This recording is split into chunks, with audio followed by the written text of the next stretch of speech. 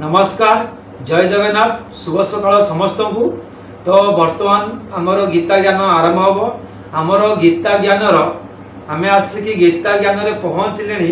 20 number श्लोक आमर चली बर्तमान द्वितीय अध्याय गीता ज्ञान द्वितीय अध्याय 20 नंबर श्लोक आउ वर्तमान जो आमर श्लोक चली अर्जुन को भगवान श्रीकृष्ण युद्ध मझे बुझाऊँ कि हे अर्जुन तू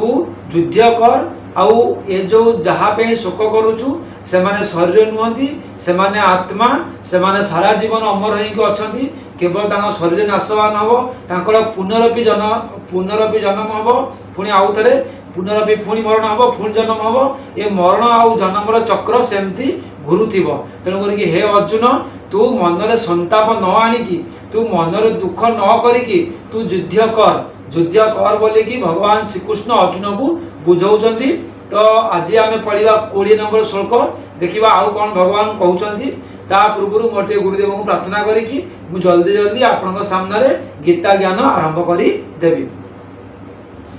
गुरु ब्रह्मा गुरु विष्णु गुरुर्देव महेश्वर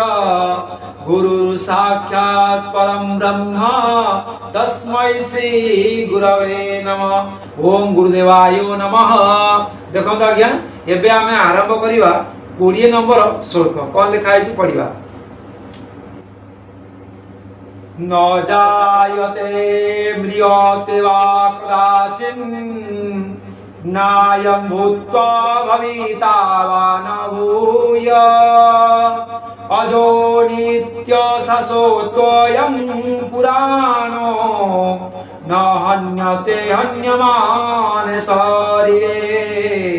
न हन्यते हन्यमाने शरीरे। देखंतु एई जो श्लोक अछि 20 नंबर श्लोक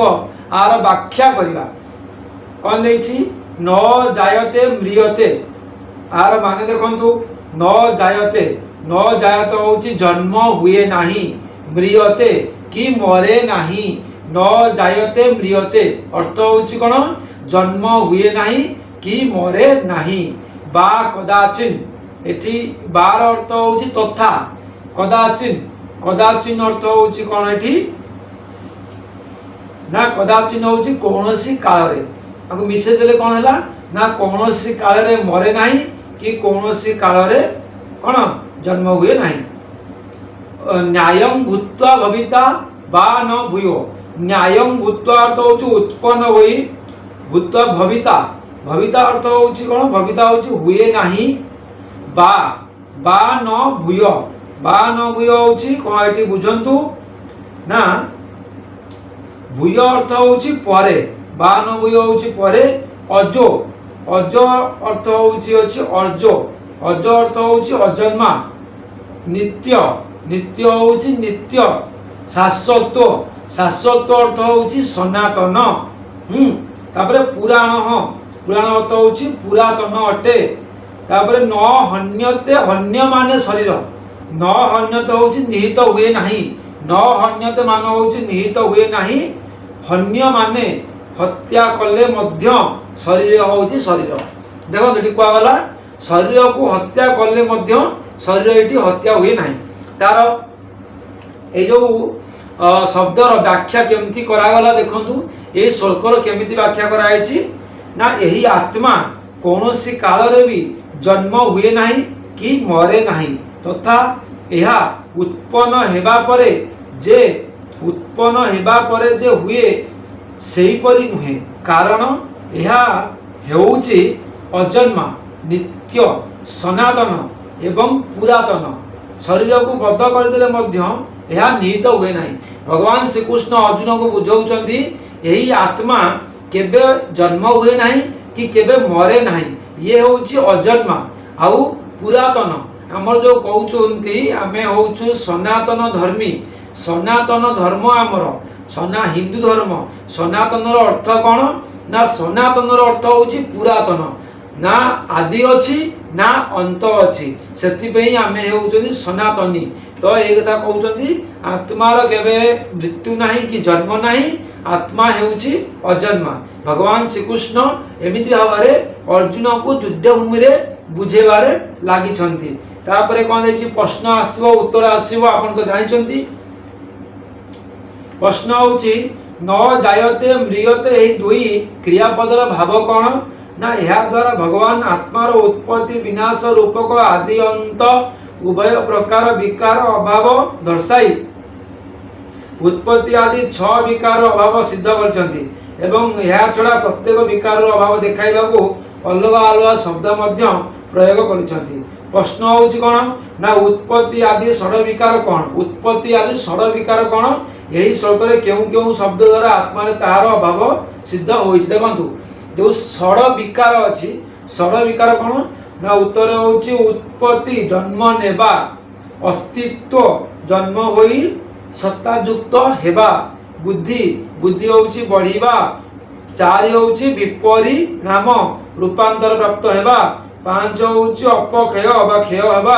6 होची विनाश मरी जिबा। देखंतु यही जो 6टा प्रोसेस अछि हमर शरीर रो से कथा कहउचंदी कोन फास्ट उत्पत्ति हेबा बा जन्म नेबा तापरे अस्तित्व जन्म होई कि सत्ता युक्त हेबा तापरे धीरे धीरे बढ़िबा बुद्धि हेबा तापरे रूपांतर माने रूपांतर अर्थ कोन ना जेमति आपण देखुचंती कोन ना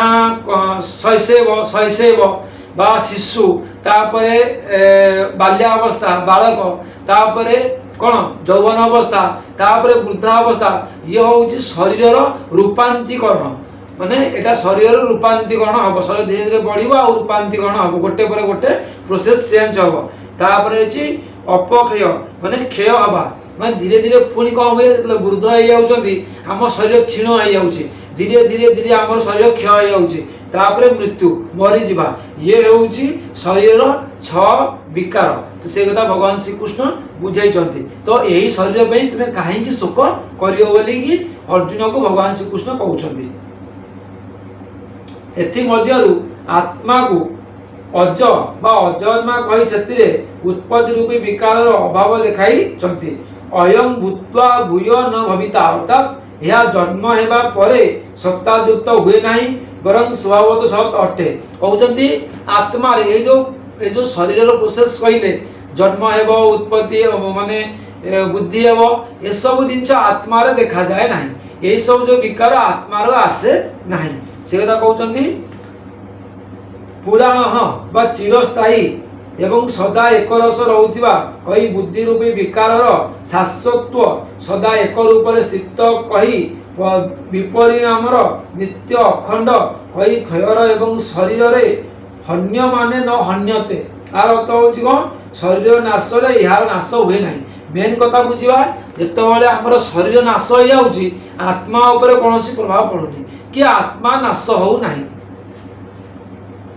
तापरे शरीर नाश रे यार नाश हुए नाही कही विनाश रो अभाव दर्शाइनी या कहि कि विनाश रो अभाव दर्शाइचंती भगवान श्री कृष्ण कहउचंती आम शरीर रो नाश हेले आत्मा रो नाश हुए नाही तेनु करी कि तुमे काहे कि दुख करूछ तुमे कहा पई दुख करूछ तुमे को शरीर पे कि सुख करूछ जे युद्ध न करिया को मना करूछ तो एमिति कहि कि भगवान श्री कृष्ण अर्जुन को बुझाउचंती आउ कहउचंती रे अर्जुन तू युद्ध कर आउ तुम सामने रे जे सब शत्रु अछंती तांकु तू वध कर। देखंतु हमें आज सुंदर भाव में पढ़ुतले गीता ज्ञान रो 20 नंबर श्लोक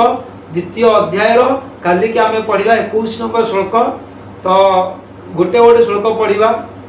हम पर समय बहुत कम तो मते आज विदाय दियंतु काली पुणी देखा हवा 21 नंबर श्लोक सहित द्वितीय अध्याय रे। हर हर महादेव जय श्री कृष्ण।